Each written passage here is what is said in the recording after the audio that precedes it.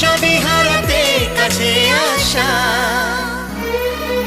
যার কোন রূপকথা, ভালো লাগা কবিতা, আমি জানি সেই আমার